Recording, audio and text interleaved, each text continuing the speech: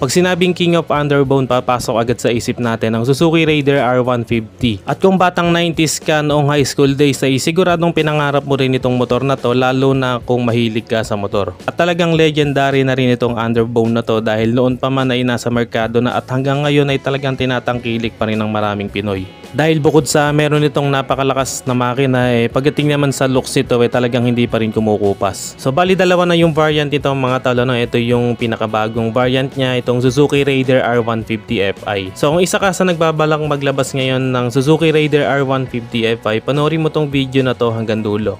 So sa video na to mga tol, alamin natin kung ano ba yung kayang i-offer nito at magkano na ba yung presyo nito ngayon. Sa ngayon mga tol, mabibili natin to sa halagang 124,400 pesos. Dito lang yan sa Suzuki World Cabanatuan, dito sa Daan Sarile, Cabanatuan City. Kaya kung taga Cabanatuan City ka o taga Nueva Ecija ka, kung nagbabalak kang maglabas ng Suzuki Raider R150 Fi o kaya kahit anong model ng Suzuki motorcycles, punta ka lang dito sa Suzuki World Cabanatuan. Dito lang yan tol sa Daan Sarile, Cabanatuan City.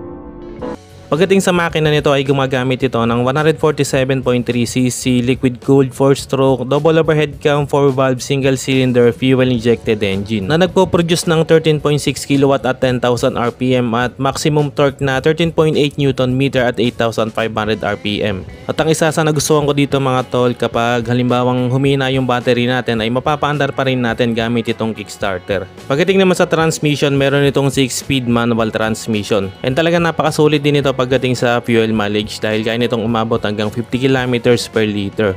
Pag-usapan naman natin mga tol yung looks niya. So dahil underbone to, meron lang itong slim body design kaya napakadali lang gamitin, madaling isingit sa mga traffic, and talagang hindi ka mahihirapan dito dahil mababa lang din ang seat height nito. At pagdating naman sa color nito at sa mga graphic design niya, talagang bumagay dito yung pagka matte gray niya dun sa metallic blue ano.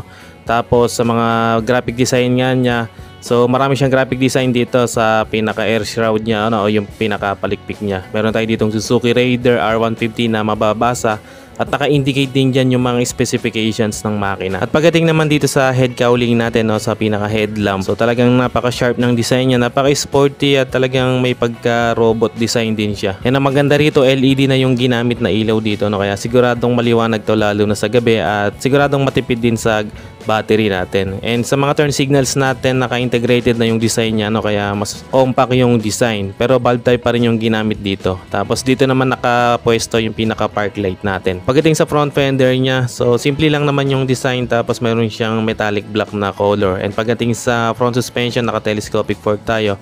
Tapos meron siyang pinaka-cover dito, no, para protection din sa talsik ng mga buhangin o bato. And pagdating naman sa brakes yan, meron tayo yung big disc brake dito, no, with dual piston caliper. Pagdating naman sa front tire, tubeless na yung ginamit dito na may sukat na 70/90 rim 17. At nagustuhan ko rin talaga yung color ng mags niya, no. Meron siyang color na metallic blue. Dito naman sa likod sa pinaka taillight natin, very compact ng design, naka-integrated na yung mga turn signals natin. Tapos bulb type yung ginamit ng mga ilaw.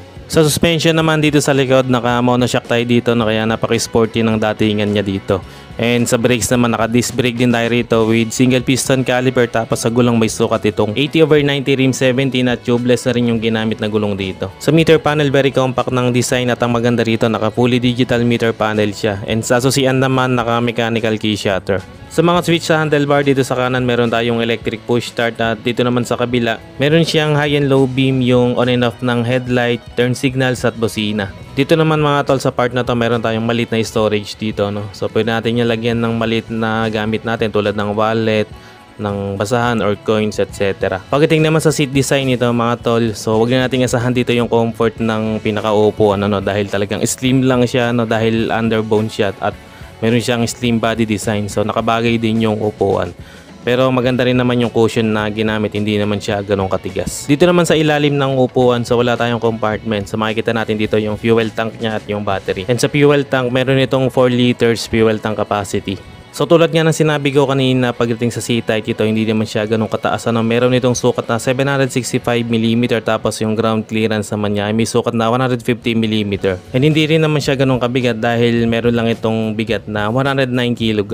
Okay, yan mga tol ang update natin para dito sa Suzuki Raider R150 Fi. Kaya sa mga taga Cabanatuan City dyan, kung balak nyo maglabas ng Suzuki motorcycles, so punta lang kayo dito sa Suzuki World Cabanatuan. Dito lang yan sa Daan Sarilay, Cabanatuan City. So kung umabot kayo sa part ng video na to at para sa mga solid viewers natin yan, maraming salamat mga tol sa panonood. At kung bago ka lang sa channel na to, huwag kalimutang mag-subscribe at paki-on na rin ang notification bell para ma-notify ka pag may bago tayong upload. Meron din tayong Facebook page, paki-like and follow na rin. Maraming salamat mga tol, always ride safe and God bless.